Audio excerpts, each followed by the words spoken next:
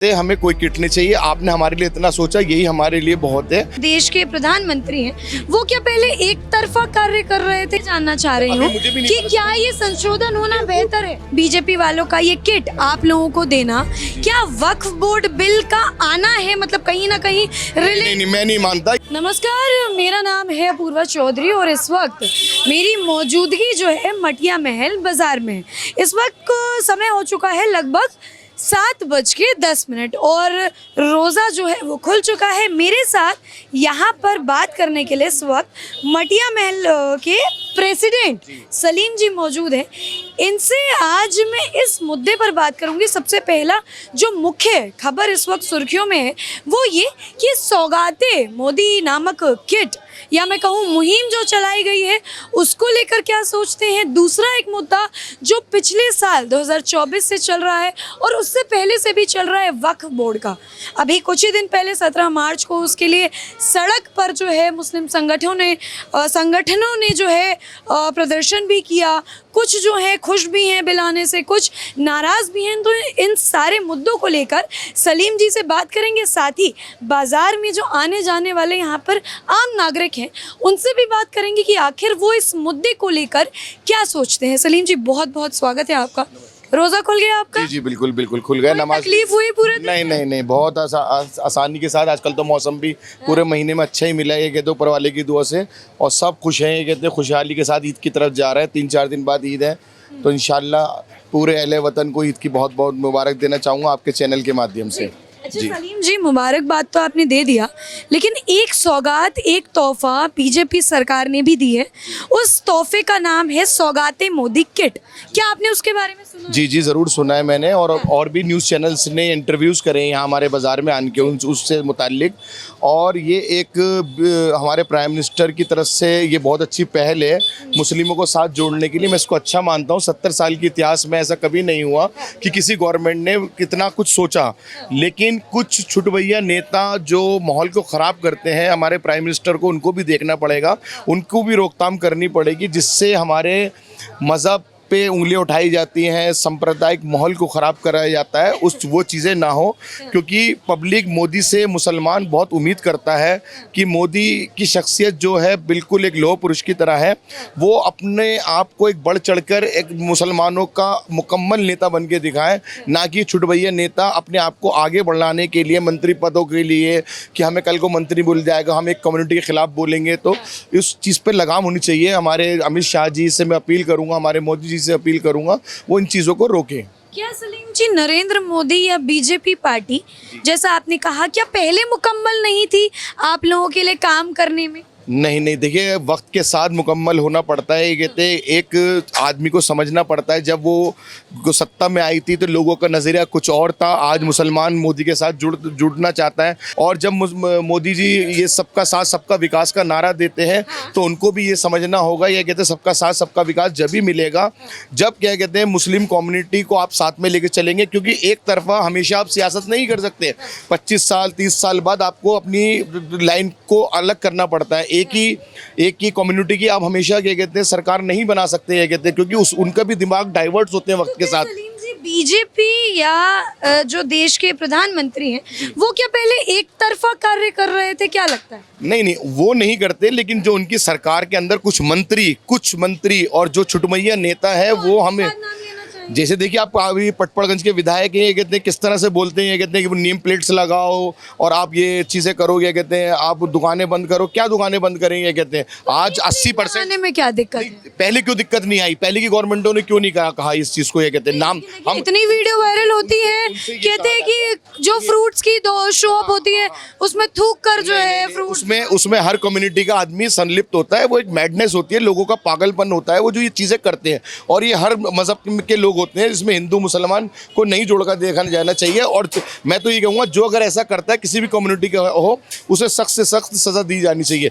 But अगर आप नाम से खरीदारी करेंगे तो वो गलत है। मेरे सामने एक नरेश चंद जैन की दुकान है, 70 साल से मैं ईद का कपड़े उनके पिछले, आज मेरी क्या कहते हैं 40 साल की उम्र है, मैं पिछले 40 साल से ही, मेरे 35 साल से तो मैं उनकी कपड़े लेके मैं ईद मनाता हूँ। मेरे घर में ड्राई फ्रूट्स जो आते हैं वो अदर क्या कहते हैं, तो रोहित की दुकान है वहाँ से आते हैं। अचार, मेरे घर में जो बिरयानी बनती है वो अचार हिंदुओं की दुकानों से लेके सामान लेके बनती है। उनके बिना हम अधूरे, हमारे बिना वो अधूरे। आप यूपी में देख लिए, हर छोटा, अगर आप शादी का जोड़ा लेंगे, शादी का जोड़ा कौन बनाता है? एक छोटे फरुखाबाद में छोटे छोटे घरों के अंदर ये तैयार होते हैं और उन्हीं से हर मजहब के लोग शादी पहनते हैं। कहते हैं आप तो कौन इनको तैयार, हिंदू के बगैर मुसलमान अधूरा है, मुसलमान के बगैर हिंदू अधूरा है। अच्छा सलीम जी, क्या मैं कारण मानूं बीजेपी को सपोर्ट करने का कि उस किट में घी मिल रहा है, चीनी मिल रही है, कपड़े मिल रहे हैं? तो ये चाहते हैं हमें कोई किट नहीं चाहिए। आपने हमारे लिए इतना सोचा, यही हमारे लिए बहुत है। सिर्फ इनको लगाम लगाइए। जो लोग इतना हमारे कम्युनिटी को बदनाम करते हैं, उनके लिए उल्टा सीधा बोलते हैं।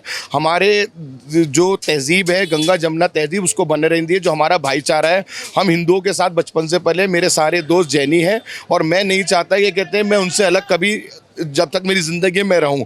लेकिन ये जो नेता लोग हैं ना, ये इनको बांटने में तुले हुए। मैं चाहता हूं मेरे दोस्त भी, मेरे बच्चे भी मेरे उन दोस्तों के बच्चे बनेंगे, कहते हैं जो हिंदू हैं, क्या कहते हैं आने वाले नस्ल भी क्या कहते हैं उन्हीं के साथ रहेंगे, कहते हैं हिंदुओं के साथ। अच्छा, ये तो किट का मुद्दा हो गया। अब मैं आती हूँ वक्फ बोर्ड के मुद्दे पर। पहले मुझे ये बताइए कि ये वक्फ बोर्ड आखिर है क्या? देखिए, वक्फ वो है जो पहले के लोग मालदार होते थे, वो अपनी जायदादें दान कर देते थे, उसी से मुतालिक वक्फ बोर्ड बना था। तो उसमें ये एक वक्फ बोर्ड गवर्नमेंट ने बनाया था, ये कहते हैं, और उसमें अपनी जगहों को दान कर देते थे तो लोगों को वो सस्ती मंदी जगह दे। भारत की गवर्नमेंट ने बनाया? भारत की गवर्नमेंट ने वक्फ बोर्ड बनाया। सवाल सलीम जी, संविधान में तो कहीं चर्चा ही नहीं वक्फ बोर्ड की बात। तो फिर दिल्ली वक्फ बोर्ड, पंजाब वक्फ बोर्ड कैसे बने हुए? परंतु संविधान में तो कहीं पर संविधान में ये चीज है, सबका साथ सबका सम्मान। इन्होंने ये नहीं दिया कि वक्फ बोर्ड बने। आज कोई नया महिला आयोग बन जाता है तो महिला आयोग क्या संविधान में है बना हुआ है पहले से? आप ये बताइए। इसी तरह वक्त के हिसाब से राइट्स लिखे हैं संविधान में, परंतु वक्फ बोर्ड कहीं पर मेंशन। वक्फ बोर्ड क्या कहते हैं पहले से बना हुआ है। अगर हम अपने किसी ने दान दिए और वो मर गए, क्योंकि दान का मतलब ये होता है उनकी औलाद भी उस पर हक नहीं जता सकती। अच्छा, ये सुनिए आप बात को, इस लफ्ज़ को क्या, उस पे एक कमेटी बना दी जाती है, वो इसकी देखरेख करती है। उन गरीब तबकों को उस जगह दी जाती है। जैसे ये दुकान है, हमने इसको वक्फ बोर्ड में दे दी, तो आगे वो वक्फ बोर्ड किसी को अदर पर्सन को उसको कमाने के लिए एक रोजगार दे रही है, ये उस चीज़ में आती है। तो उसमें गवर्नमेंट का तो कोई इन्वॉल्वेशन होना ही नहीं चाहिए, कहते हैं। और जहाँ जिस चीज़ के खिलाफ जेपीसी बनती है, तो उसमें समझिए जेपीसी बन रही है तो मतलब कुछ ना कुछ पेच है। अगर सभी राजी होते तो फिर कोई बात ही नहीं थी, ये कहते हैं। अब जेपीसी नहीं करेगी तो लोग कोर्ट में जाएंगे, वो अटका रहेगा। बस एक मुद्दे को भटकाना है, ये कहते हैं। मोदी अमेंडमेंट आना, संशोधन होना, क्या ये भटकाना है? अभी संशोधन के बारे में पूरी तरह से वाकिफ नहीं है लोग, क्या क्या संशोधन हुए। मेरे ख्याल से आपको भी इतना नहीं पता हो क्या क्या संशोधन। जानना चाह रही हूँ कि क्या ये संशोधन होना बेहतर है? संशोधन के अंदर उन्होंने अपनी मांगे रखी हैं और जिस तरह से पता चलेगा उसके वक्त की क्या मांगे रखी गई हैं, फिर हम आपको उसके बारे में बता सकते हैं। चीज बताइए सलीम जी, ये किट का, बीजेपी वालों का ये किट आप लोगों को देना, क्या वक्फ बोर्ड बिल का आना है? मतलब कहीं ना कहीं नहीं, मैं नहीं मानता ये ईद का तोहफा है मोदी जी की तरफ से, और ना कोई इलेक्शन से मुताल्लिक है, ना अभी कोई इलेक्शन है यहाँ के नॉर्थ इंडिया के अंदर। और एक अच्छी पहल है मुसलमानों को अपने करीब लाने की। लेकिन और पूरी तरह मैं मानता हूँ मुसलमान करीब आ सकता है। ये बयानबाजियाँ रुकें, इसके खिलाफ टफ कानून बने। आज हमारे प्रशासनिक अधिकारी भी इसमें लिप्त होते जा रहे हैं कि हमें भी प्रमोशन मिलेगा अगर हम गलत बात करते हैं तो। सलीम जी, आप व्यक्तिगत तौर पे चाहते हैं कि ये बिल आए, पास हो? किस बारे के अमेंड वक्फ बोर्ड का? नहीं, व्यक्तिगत तौर पे मैं नहीं चाहूँगा। ये एक मुस्लिम कम्युनिटी का बिल है जिन्होंने मुस्लिमों ने अपनी जायदादें वक्फ करी हैं, क्योंकि ये मुसलमानों ने एक मुसलमान को दी है कि इनसे मुसलमानों का भला हो। ये यहाँ पे हमारी जगहों पे स्कूल बने, कॉलेज बने और पढ़ाई हो गया, कहते हैं इदारे बने, ये कहते हैं। तो उसमें मैं नहीं मानता कुछ गलत है, ये कहते हैं। ठीक, अब एक चीज़ जो मैंने देखी कि 17 मार्च को जब जंतर मंतर पर प्रदर्शन होता है तो ये मुद्दा सड़क से संसद तक जब पहुंचता है तो इसके ऊपर एक संग्राम छिड़ जाता है।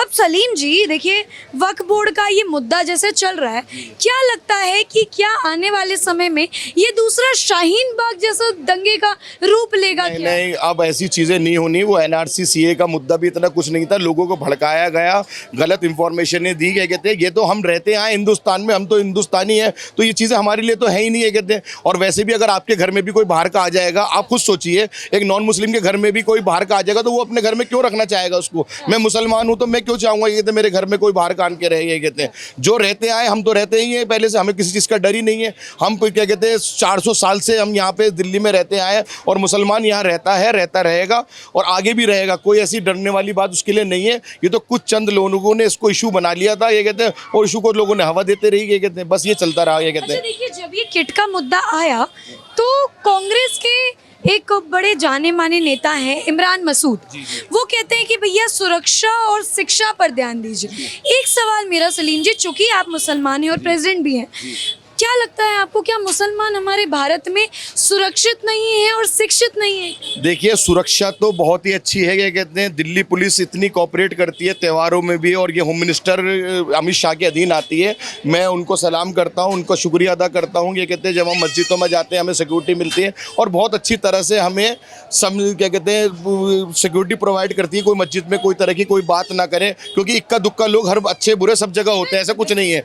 और शिक्षित की बात यह है, मुसलमान कम शिक्षित है, लेकिन अब जाके वो आगे बढ़ रहा है और शिक्षित हो रहा है। ये भी नरेंद्र मोदी की पॉलिसीज हैं जो आज पढ़ रहा है, ये कहते हैं। और हम चाहते हैं इसके लिए ओबीसी के अंदर और ज़्यादा से ज़्यादा उनको रिजर्वेशन देना चाहिए, जिससे मुसलमान शिक्षित हो और वो हर चीज़ों को समझे, ये कहते हैं, ना कि इन हिंदू मुसलमान की बातों में आन के वो पढ़ के ये कहते हैं कोई गलत कदम उठाए। ठीक है सलीम जी, आप लोग सहमत हैं क्या सलीम जी की बातों से? अरे रुकिए ना, सलीम जी कह रहे हैं कि मुसलमान वाकई में सुरक्षित है भारत के अंदर और शिक्षित भी है। बेशक सही कह रहे हैं सलीम भाई, माशाल्लाह बहुत अच्छा आप कह रहे हैं। कोई डर का माहौल डर नहीं है, कोई डर नहीं है दिल्ली यहाँ पर हमारे को।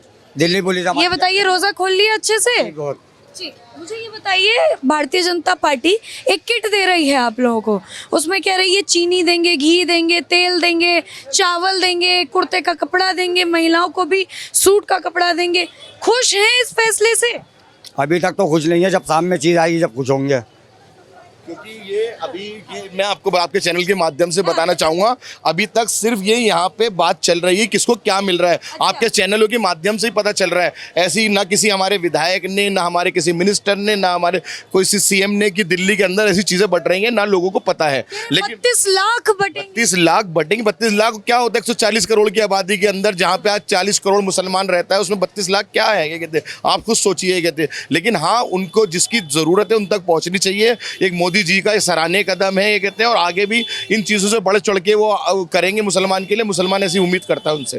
तो वोट बैंक खरीद लिया है फिर मोदी जी ने किट बांट? नहीं, खरीदा नहीं है। ये ईद की सौगात होती है, ईदी कही जाती है। ये वोट बैंक खरीदने का कोई तरीका नहीं है, और ना कोई नॉर्थ इंडिया में चुनाव है इस टाइम पे जो हम ऐसी भाषा। बिहार में तो है। बिहार से और यहाँ की राजनीति में जमीन आसमान का फर्क है। मुसलमान तो वहाँ भी है 17%। मुसलमान 17% है, तो 17% को पूरे हिंदुस्तान में आप 32 लाख में से कितनी वहां पहुंचाएंगे? आप खुद सोचिए ना। ये कहते हैं भी उनको तो लेकिन कहना ही कि हम ये देंगे, ये बहुत बड़ी एक प्राइम मिनिस्टर की बहुत बड़ी पहल है मुसलमानों के करीब पहुंचने के लिए। और मुसलमान बीजेपी के साथ होगा अगर बीजेपी भी मुसलमान को अपना समझेगी।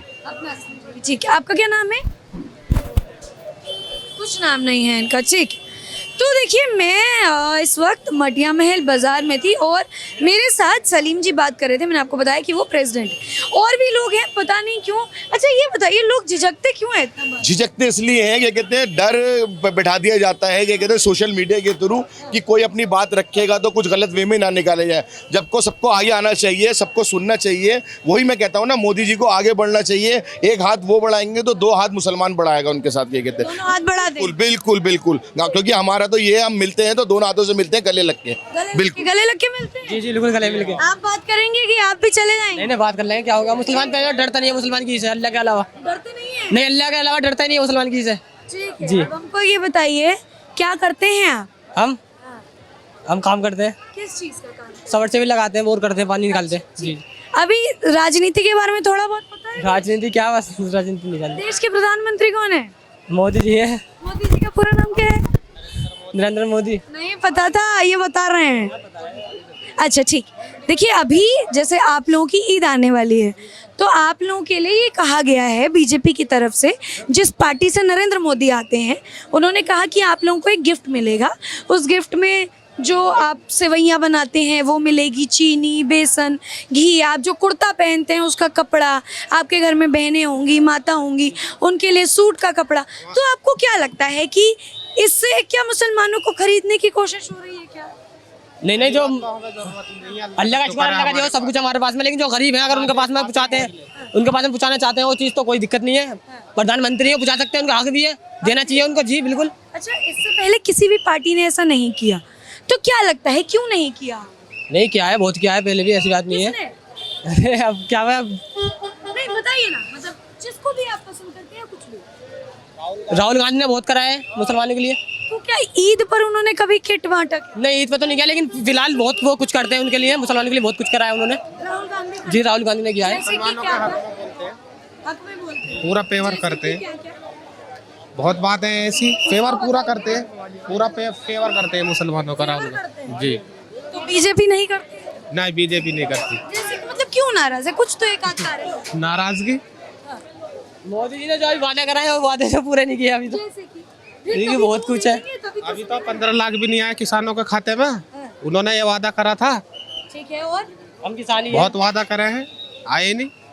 और क्या क्या नाराजगी है? बहुत नाराजगी चलिए है। 15 लाख का तो आपने बोल दिया, और क्या क्या मतलब चाहते हैं कि ये वादा किया तो अब पूरा नहीं? हमारा कहना है मुसलमान और हिंदू दोनों भाई हैं, हाँ बिल्कुल, तो बात जो भी हो दोनों भाइयों की तरफ से सही बोली जाए। दोनों भाई जी दोनों का साथ दिया जाए, बिल्कुल जी। ठीक। अब देखिए आपने जो ये जिक्र किया कि दोनों भाई हैं, जी। अब जो पक्ष जो हमारे सत्ता में है बीजेपी, वो आए दिन कोई ना कोई वीडियो डालती है कि भैया पत्थरबाजी होती है और वो मुसलमान समुदाय करता है। क्या आप लोग पत्थरबाजी? देखो हम मुसलमान भाई है, देखो हम किसी को तकलीफ देने से पहले हमें सोचना, हमारे अंदर भी जाने, हम किसी को तकलीफ नहीं देते, मुसलमान भाई है। हमारा कुरान ये बताता है कि तकलीफ नहीं देना, हमारे नबी सल्लल्लाहु अलैहि वसल्लम है, उन्हें तकलीफ नहीं देते किसी को। तो फिर कैसे वीडियो आती है कि टोपी पहन के वो पत्थरबाजी वो कहते हैं, वो विरोध करते हैं बिना फालतू का, विरोध करते हैं? जानी को लड़ाई करवाना चाहते हैं आपस में। कोई ऐसा नहीं है, मुसलमान कोई तकलीफ नहीं देता किसी को। मतलब वो वीडियो फेक है या वो लोग वीडियो फेक है, लोग गलत है। वो मुसलमान ऐसा कर ही नहीं सकता, कभी किसी को तकलीफ नहीं दे सकता। कर ही नहीं सकता। जी बिल्कुल नहीं। पूछ लो भाई, हमारे सब कुछ भाई हैं जितने भी, पूछ लो, मुसलमान भाई किसी को तकलीफ नहीं दे सकता।